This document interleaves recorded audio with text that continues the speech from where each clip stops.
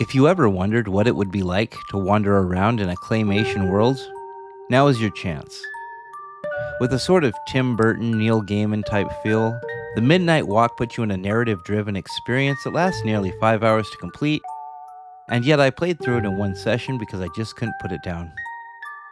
You are the Burnt One, carrying out your Midnight Walk to Moon Mountain with your new friend Potboy, who uses his fire to light candles on your path. You will explore different regions with strange inhabitants who each have their own melancholy story about being forlorn in the darkness, and you ignite hope and bring warmth to them as you pass through on your journey. Mechanically, the Midnight Walk will require you to use stealth, solve easy puzzles, and perform some scavenger hunt style activities, and there are areas where you just need to run away from enemies. There are also some unique gaze mechanics using the PSVR2's eye tracking that require you to close your eyes and listen while following a sound, as well as close your eyes as a form of interaction that I don't want to spoil, but one example is closing your eyes to open certain doorways. Comfort settings in the Midnight Walk are medium. You do not have teleport options, but you do have vignetting options, which is where the screen narrows into a sort of tunnel vision to prevent motion sickness. You can also use snap turning or smooth turning. This game does use reprojection, which really didn't bother me, but I could see that ghosting flicker that you get when reprojection settings are in play. There are a few mechanics that were kind of weird in VR, but nothing major.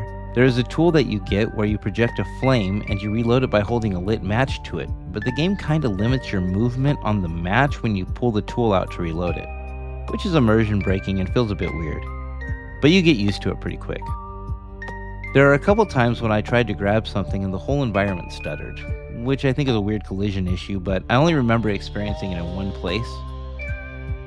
There are a few narrative areas where you are kind of trapped in a small area while the NPC talks, and even some sort of cutscenes where you kind of seem to float off the ground and have no control of your character for a short time. Other than those few things, the game felt really immersive and very polished, and I easily lost myself in the claymation environment. The Midnight Walk is a narrative-driven story experience with true game elements, but you are definitely just playing out a story. It is linear, everything is going to happen basically the same way every time, and you feel like you are in a sort of dark claymation fairy tale. There is a choice that you have to make, and I have only experienced one of the two options so far. There are collectibles, some of which I did miss on my first playthrough, and I think this game is probably going to be good for 1 to 2 playthroughs, but probably won't offer much after that. Some of it is actually pretty intense and scary. Some of the areas where you're getting chased by enemies do a really good job of being pretty frightening, and there was one area where I actually forgot to breathe because I was so focused on trying not to get caught. Overall though, this is not a horror game, and I don't want to give that impression. I do really feel like the Midnight Walk successfully achieves what they were going for. This is a cute but creepy, not quite children's fairy tale story-based adventure game that blurs the line between telling a story and playing a game just right. It reminds me a bit of a Wolf in the Walls on Quest, but it is definitely more of a game than that was. You do get attached to the characters, and the story did evoke some feelings of sympathy at about the same level you would expect from a children's movie. I am really impressed with the overall production quality of this title, and I do think that this is a game that any fan of VR should experience. It might even be a good title to show people who are new to VR as a first experience.